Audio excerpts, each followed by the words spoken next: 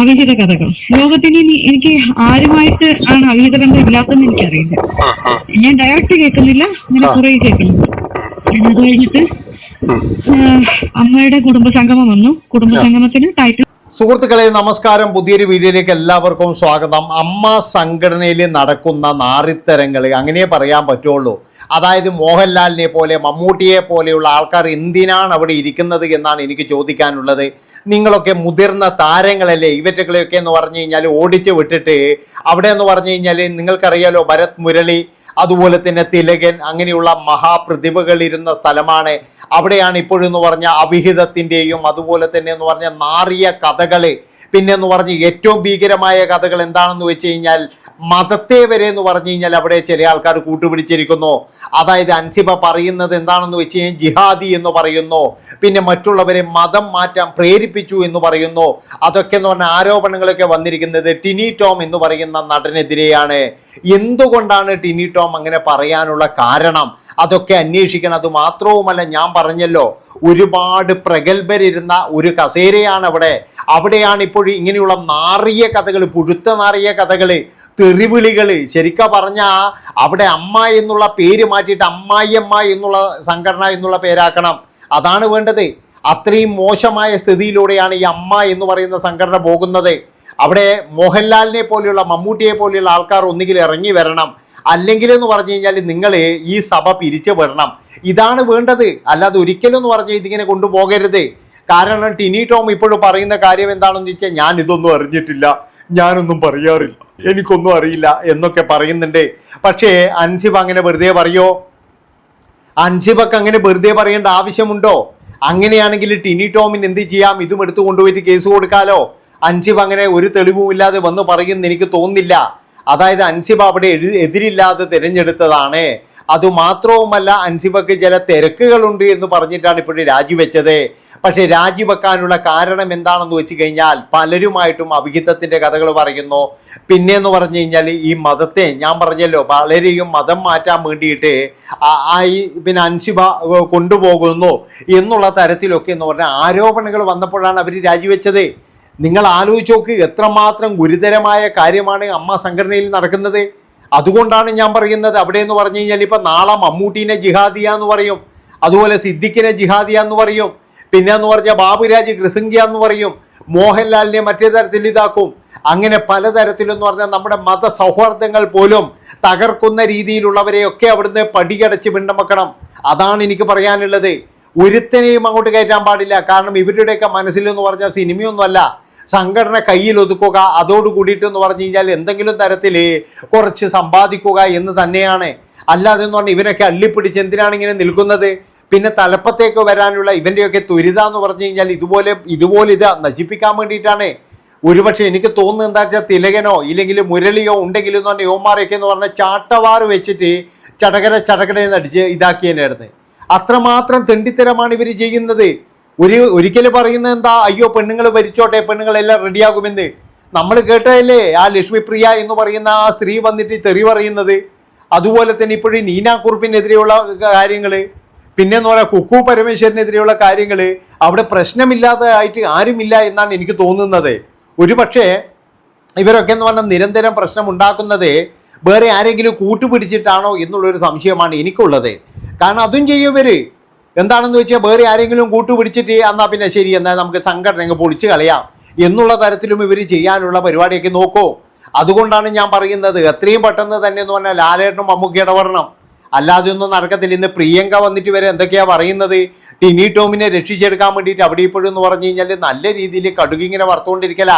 എല്ലാവർക്കും ടിനി ടോമിനെ വേണം. ടിനി ടോം ആണെങ്കിൽ വഴിയെ പോകുന്നവനുണ്ട്, ഇവനോട് ചോദിച്ചു നോക്ക്, അവനോട് ചോദിച്ചു നോക്ക്. അല്ലെങ്കിൽ ഞാനങ്ങനെ പെരുമാറുന്നവനാണോ? എൻ്റെ പൊന്ന് ടിനി ടോമേ, ഞാൻ പറഞ്ഞല്ലോ, അൻസിബ അങ്ങനെ വെറുതെ പറയോ?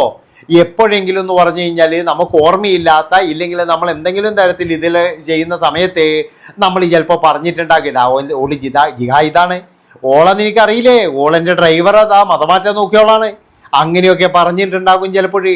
അതൊന്നും ഇല്ല എന്നൊന്നും പറഞ്ഞങ്ങനെ നമുക്കങ്ങനെ കൈ കഴുകാനൊന്നും കഴിയില്ല. അതുകൊണ്ടാണ് ഞാൻ പറയുന്നത്, ടിനി ടോമിനെ പോലെയുള്ള ആൾക്കാരെ സംഘടനയിൽ നിന്നും മാറ്റി നിർത്തുകയാണ് വേണ്ടത്. ഇതിപ്പോഴെന്ന് പറഞ്ഞാൽ നാഥനില്ലാത്ത ഒരു കളരിയായി മാറിക്കൊണ്ടിരിക്കുകയാണ്. അവിടെ ഇപ്പോഴും എന്ന് പറഞ്ഞാൽ ഇന്ന് കണ്ടില്ലേ പ്രസിഡന്റ്, അമ്മയുടെ പ്രസിഡന്റായ ശ്വേതാമേനോൻ എന്തോ ചോദ്യം ചോദിച്ചപ്പോഴേ അങ്ങനെയാണ്. അതായത് അവർക്കൊന്നും അറിയില്ല. അമ്മ എന്ന് പറയുന്ന പേരും വെച്ചിട്ട് ഇതിൻ്റെ ഉള്ളിൽ നടക്കുന്ന വൃത്തികെട്ട പരിപാടികൾ. അതുകൊണ്ടാണ് ഞാൻ പറയുന്നത് ഇതിൻ്റെയൊക്കെ പേര് തന്നെ മാറ്റണമെന്നാണ് പറയാനുള്ളത്. ഒരാൾക്കും ഒരു ഉപകാരം ചെയ്യത്തില്ല. അതുപോലെ തന്നെ എന്ന് പറഞ്ഞു കഴിഞ്ഞാൽ കേരളത്തിലെ ജനങ്ങൾക്ക് ഒരു മണ്ണാങ്കട്ടിയില്ല ഇവരെ കൊണ്ട്. എന്നിട്ട് പറയുകയാണ്, എന്നിട്ട് ഇവരുടെ ഓഫീസും കാര്യങ്ങളൊക്കെ വലിയ രീതിയിൽ, അതായത് ഇവർക്കൊക്കെ ഇഷ്ടംപോലെ പൈസ ഉണ്ടല്ലോ, ആ പൈസയുടെ അഹങ്കാരം ഇത് തന്നെയാണ് ഇവരുടെ മുതൽക്കൂട്ട്. അതുകൊണ്ട് ഞാൻ പറയുകയാണ്, കൃത്യമായിട്ടെന്ന് പറഞ്ഞു കഴിഞ്ഞാൽ ഇവറ്റകളെ പിരിച്ചുവിടുക തന്നെയാണ് വേണ്ടത്. ഏതായാലും അൻസിബ പറയുന്ന ഒരു കാര്യങ്ങളുണ്ട്, അതൊന്നും നമുക്ക് കേട്ടിട്ട് വരാം. ടിനി ടോമുമായിട്ടുള്ള വിഷയം അങ്ങനെയല്ല. ഞാൻ ഈ പ്രാവശ്യം ജോയിന്റ് സെക്രട്ടറി ആയിട്ട് എതിരില്ലാതെ തിരഞ്ഞെടുക്കപ്പെട്ടു. അതിനുശേഷം ആ കമ്മിറ്റിയിൽ ചെന്നത് മുതൽ എനിക്ക് ഭയങ്കര പ്രശ്നങ്ങളാണ്. അപ്പോ ആദ്യം ഞാൻ അവിടെ ചോദിച്ചിട്ടുണ്ടായിരുന്നു, മുന്നേ തന്നെ മുൻ ജോയിന്റ് സെക്രട്ടറി ആയിട്ടുള്ള ഒരു അവിഹിത ബന്ധം കഥകൾ പല ഇടങ്ങളിലും കിടക്കുന്നുണ്ടായിരുന്നു. പിന്നെ അനൂപ് ചന്ദ്രൻ ചേട്ടൻ മറ്റേ ബാബുരാജേട്ടന്റെ ശിൽബന്ധിയാണ് എന്നുള്ള രീതിക്കൊക്കെ ഒരു വീഡിയോ ഇറക്കിയിട്ടുണ്ടായിരുന്നു. അപ്പൊ ഇതിനെതിരെ ഞാൻ പരാതിപ്പെട്ടിട്ടുണ്ടായിരുന്നു. ഫസ്റ്റ് ഇസിയില് ഞാൻ മെയിൽ അയച്ചിട്ടുണ്ടായിരുന്നു അമ്മയിൽ, പക്ഷെ അത് എടുത്തില്ല. അത് ആ കമ്മിറ്റി എടുത്തില്ല ആ പരാതി. അപ്പൊ അവര് പറയുന്നത് അന്ന് ആ കമ്മിറ്റിയിലുള്ള ബാക്കി പല മെമ്പേഴ്സും പറഞ്ഞത്, അങ്ങനെയാണെന്നുണ്ടെങ്കിൽ അമ്മയ്ക്കെതിരെ സംസാരിച്ച് അത് അമ്മയുടെ ബൈലോ പ്രകാരം സംഘടനയ്ക്കെതിരെ സംസാരിക്കുന്ന ആൾക്കാരെ പുറത്താക്കാം എന്നുണ്ട് ബൈലോ പ്രകാരം. അപ്പോ അങ്ങനെ അനൂപ് ചന്ദ്രൻ ചേട്ടന്റെ ആ കാര്യം എടുക്കുകയാണെന്നുണ്ടെങ്കിൽ എതിരെ സംസാരിച്ച വേറെയും കുറെ സ്ത്രീകളൊക്കെ ഉണ്ടല്ലോ, അവരെയും കൂടെ പുറത്താക്കേണ്ടി വരും എന്നൊക്കെയുള്ള രീതിയിൽ സംസാരിച്ചപ്പോ, കാരണം അവര് ഇതിന് മുന്നേ എന്തെങ്കിലും ആരെങ്കിലും സംസാരിച്ചിട്ടുണ്ടെങ്കിൽ ഇനി ആ പേരിൽ അവരുടെ കാര്യങ്ങളൊന്നും മുടങ്ങി പോകരുതെന്ന് വിചാരിച്ചിട്ട് ഞാനത് വിട്ടു. ഞാനത് വിടാൻ വേണ്ടിയിട്ടാണ് അങ്ങനെ ഒരു ഡയലോഗ് അവിടുന്ന് വന്നതെന്ന് എനിക്കറിയാം. അനൂപ് ചന്ദ്രൻ ചേട്ടനെതിരെ ഞാൻ അന്ന് പരാതി കൊടുത്തിട്ടുണ്ടായിരുന്നു. അതിനെ പറ്റി ഇങ്ങനെ വീഡിയോ ഇറക്കി ബ്രോഡ്കാസ്റ്റ് ചെയ്തിട്ടുണ്ടായിരുന്നു എനിക്കെതിരെ. അപ്പോ അതെടുത്തില്ല. അത് കഴിഞ്ഞിട്ട് പിന്നെ ഇവിടെ എനിക്ക് എപ്പോഴും മാനസിക പീഡനങ്ങളായിരുന്നു ആ കമ്മിറ്റിയില്. പക്ഷെ അങ്ങനെ പീഡനങ്ങൾ ഉണ്ടെന്നുണ്ടെങ്കിലും ഞാന് അവിടെ എന്ത് കാര്യങ്ങൾ വരികയാണെന്നുണ്ടെങ്കിൽ എനിക്ക് എതിരഭിപ്രായം ഉള്ളത് ഞാൻ എതിരഭിപ്രായം പറയും, സമാഭിപ്രായമാണെങ്കിൽ സമാഭിപ്രായം പറയുകയും ചെയ്യാറുണ്ട്. അപ്പോ അതിന്റെയൊക്കെ പേരില് വ്യക്തിപരമായിട്ടാണ് അത് എടുക്കുന്നത് എന്നോട്. അത് കമ്മിറ്റിയിൽ അങ്ങനെ സംസാരിക്കാനുള്ള സ്വാതന്ത്ര്യം എല്ലാവർക്കും ഉണ്ട് എന്നുള്ളത് പലരും ചിന്തിക്കുന്നില്ല. അപ്പൊ ആ സമയം തൊട്ട് എന്റെ അടുത്ത് പ്രശ്നമുണ്ട്. അത് കഴിഞ്ഞിട്ട് ISFKയുടെ ഒരു ഡിന്നർ പാർട്ടി നടത്തിയിട്ടുണ്ടായിരുന്നു അമ്മ. അപ്പൊ ആ ഡിന്നർ പാർട്ടി അപ്രൂവ് ചെയ്തിട്ടായിരുന്നു. അത് അപ്രൂവ് ചെയ്ത് ഇഷ്യൂ കമ്മിറ്റിയിൽ ആ പ്രാവശ്യം ഞാൻ അറ്റൻഡ് ചെയ്തിട്ടില്ലായിരുന്നു, പക്ഷെ അത് അപ്രൂവ് ചെയ്തു. അത് കഴിഞ്ഞിട്ട് ആ ഡിന്നർ പാർട്ടിയൊക്കെ നടത്തിയതിന്റെ ശേഷം ടിനി ടോമേട്ടൻ സെക്രട്ടറിയൊക്കെ ഭയങ്കരമായിട്ട് സെക്രട്ടറിയെ ഹറാസ് ചെയ്യുന്ന രീതിയിൽ സംസാരിച്ചിട്ടുണ്ടായിരുന്നു നമ്മുടെ വാട്സപ്പ് ഗ്രൂപ്പിൽ. അപ്പൊ ഞാന് കുറെ ഇത് കണ്ടപ്പോ നമ്മളെ കൂട്ടത്തിലുള്ള ഒരാളെയാണ് ഇങ്ങനെ ഹറാസ് ചെയ്തുകൊണ്ടിരിക്കുന്നത്. അപ്പൊ ഞാൻ പറഞ്ഞു, എനിക്കത് കണ്ടപ്പോ നല്ല ഹറാസ്മെന്റ് ആയിട്ടാണ് തോന്നിയത്. അപ്പൊ ഞാൻ പറഞ്ഞു, നിങ്ങൾക്ക് നാണമില്ല, നിങ്ങളെല്ലാരും കൂടെ തന്നെയല്ലേ ഇത് അപ്രൂവ് ചെയ്ത് കൊടുത്തത്. ആ കമ്മിറ്റി മീറ്റിംഗിൽ ഞാൻ ഇല്ലായിരുന്നു. എന്നിട്ട് എല്ലാരും കൂടെ ഒരു തീരുമാനം ഒരുമിച്ച് എടുത്തതിന് ശേഷം ഒരാളെ മാത്രം ബ്ലെയിം ചെയ്യണം എന്തിനാണ്? അത് അങ്ങനെ ഒരു സ്ത്രീനെ നിങ്ങൾ എന്തിനാണ് ഇങ്ങനെയൊക്കെ പറയണത്? നാണാവണില്ലേന്ന് ചോദിച്ചു. അപ്പൊ അന്ന് മുതൽ എന്റെ അടുത്ത് ഭയങ്കര വൈരാഗ്യോ. പിന്നെ പുള്ളിക്കൊരു ഗ്യാങ് ഉണ്ട് അവിടെ. പിന്നെ ഞാൻ കേട്ടോണ്ടിരിക്കുന്നു എനിക്കെതിരെയുള്ള അവിഹിത കഥകൾ. ലോകത്തിന് എനിക്ക് ആരുമായിട്ട് ആണ് അവിഹിത ബന്ധം ഇല്ലാത്തെന്ന് എനിക്കറിയില്ല. ഞാൻ ഡയറക്റ്റ് കേൾക്കുന്നില്ല, ഇങ്ങനെ കുറെ കേൾക്കുന്നുണ്ട്. അത് കഴിഞ്ഞിട്ട് അമ്മയുടെ കുടുംബസംഗമം വന്നു. കുടുംബസംഗമത്തിന് ടൈറ്റിൽ സ്പോൺസർഷിപ്പ് മായിട്ട് ബന്ധപ്പെട്ട് ഒരു ക്ഷേത്രം സ്പോൺസർ ചെയ്യാന്ന് പറഞ്ഞു. അപ്പൊ ഞാൻ പറഞ്ഞു, നമുക്കിതുവരെ ഒരു മതസംഘടനകളും കയറിയിട്ടില്ല, നമുക്ക് ഡൊണേഷൻ ആയിട്ട് വാങ്ങിക്കാം. ടൈറ്റിൽ സ്പോൺസർഷിപ്പ് പറയരുത്. കാരണം 32 വർഷമായിട്ട് അങ്ങനെ ഒരു കാര്യം അമ്മയിലില്ല. അത് ക്ഷേത്രമാണെങ്കിലും മുസ്ലിം പള്ളിയാണെങ്കിലും ക്രിസ്ത്യൻ പള്ളിയാണെങ്കിലും നമുക്ക് വേണ്ട. അതാണ് ഞാൻ പറഞ്ഞത്. പക്ഷെ ഞാൻ വർഗീയവാദിയാണെന്നുള്ള രീതിയിൽ ആദ്യം ഒരു വനിതാ എക്സിക്യൂട്ടീവ് അംഗം ഒരു നോട്ട് എന്തോ ഇട്ടു, കൃത്യമായിട്ട് ഓർമ്മയില്ല, എന്തോ ഒരു നോട്ട് ഇട്ടു. അപ്പൊ തന്നെ ഞാൻ മെയിലിട്ടു, അമ്മയിലേക്ക് മെയിലിട്ടു. ഞാൻ എന്റെ ധാർമ്മികതയുടെ പേരിലാണ് ഞാൻ പറഞ്ഞത്. അമ്മയിലുള്ള മതസൗഹാർദ്ദം തകർക്കരുത്.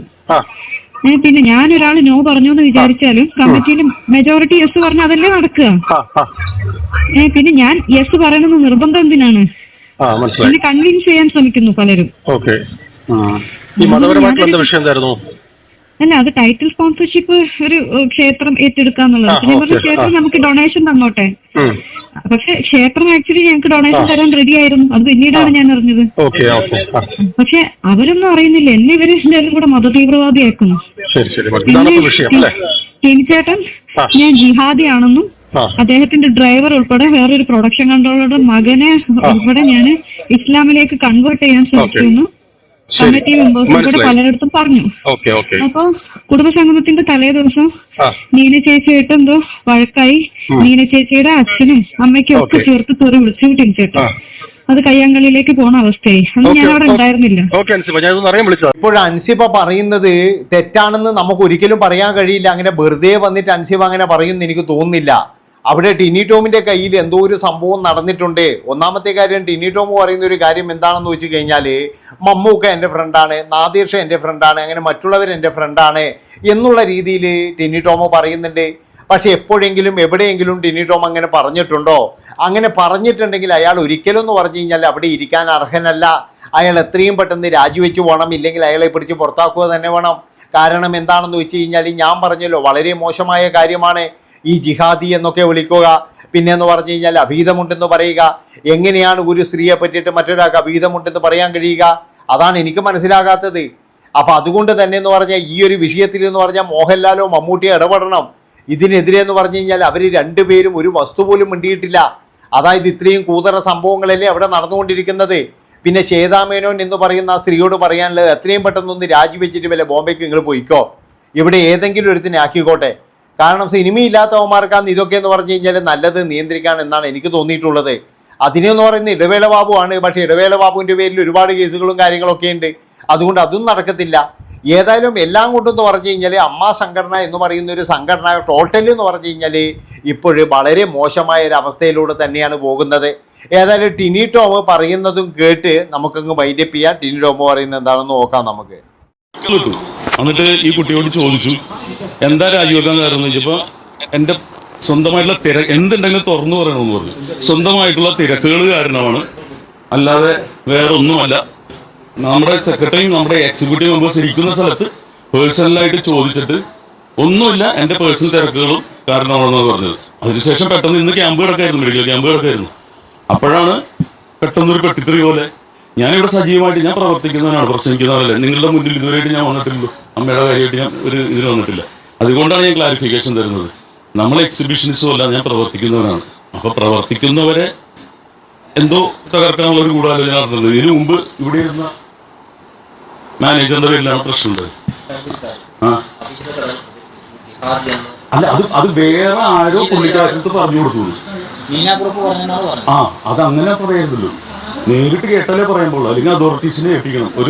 നമുക്കിവിടെ നിയമ ഇതുണ്ടല്ലോ, അത് പോലീസ് സ്റ്റേഷനുണ്ട്, അവിടെ കൊണ്ടേ കൊടുക്കും. ഇങ്ങനെ പറഞ്ഞു എന്ന് പറഞ്ഞിട്ട് വേറെ ആള് പറഞ്ഞു പറഞ്ഞു. അതെ. ഇപ്പൊ ഞാൻ പറയും, ഇപ്പൊ സ്റ്റേജ് ഷോസ് നടക്കുമ്പോൾ നമ്മൾ അങ്ങോട്ട് ഇങ്ങോട്ട് ഒച്ചയും ബഹളമൊക്കെ ഉണ്ടാവും. അത് ഞാൻ സ്റ്റേജ് ഇവന്റ്സ് നോക്കുന്നതാണ്. അപ്പോൾ ചിലപ്പോൾ നമ്മുടെ സുഹൃത്തുക്കൾ അങ്ങോട്ട് ഇങ്ങോട്ട് ചീത്ത വിളിക്കുന്നതല്ലാതെ പേഴ്സണലി വിളിച്ചിരിക്കുന്നതല്ല. പിന്നെ ഞാൻ ഇങ്ങനെ പറയുന്നത് കേട്ടു വേറെ ആള് പറഞ്ഞു കൊടുക്കുന്നു. ഞാൻ ഇങ്ങനെ വിളിച്ചിട്ടില്ല. എനിക്കെങ്ങനെയാണ് ഇസ്ലാമിലേക്ക് അല്ലെങ്കിൽ ജിഹാദി, എൻ്റെ കൂട്ടുകാർ മൊത്തം മുസൽമാന്മാരാ. ഇപ്പോൾ ഇവിടെ വരുന്നവരെല്ലാം എൻ്റെ അടുത്തുള്ള കറിവേപ്പിലുള്ള എൻ്റെ സുഹൃത്തുക്കളാണ്. മമ്മൂക്ക അത് അവര് ലൊക്കേഷനിൽ അങ്ങോട്ടും ഇങ്ങോട്ടും ഒക്കെ ഉണ്ടായ സംസാരങ്ങൾ ഇവിടെ ആരെങ്കിലും ഉണ്ടെങ്കിൽ പ്രിയൻ്റെ ഇവിടെ ഉണ്ട്. ഞാൻ വന്ന അന്ന് മുതലുള്ള ഇവിടെ മെഡിക്കൽ ക്യാമ്പ് കിടന്നുകൊണ്ടിരിക്കുക. എന്നെ കുറിച്ച് ഇവിടെ എന്തെങ്കിലും ആരോപണങ്ങൾ, ഇതിപ്പോ കാശ് കൊടുത്തോണ്ട് ഇവിടെ ഇരിക്കുന്നതുകൊണ്ട് ഞാൻ വിളിച്ചത്.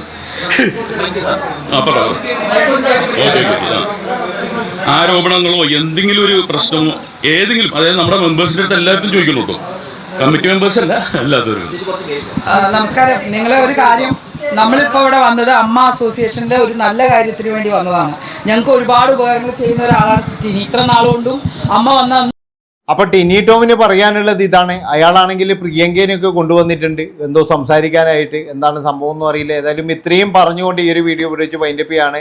ഇതിൽ പെട്ടെന്ന് തന്നെ എന്ന് പറഞ്ഞാൽ ബന്ധപ്പെട്ടവർ ഇടപെടണം എന്നാണ് എനിക്ക് പറയാനുള്ളത്. അവിഹിതവും എന്തൊക്കെ വൃത്തികേടാ കേൾക്കുന്നത്. ശിവ ഇത് ആരോട് പറയാനാന്ന് പറഞ്ഞു. ബൈ.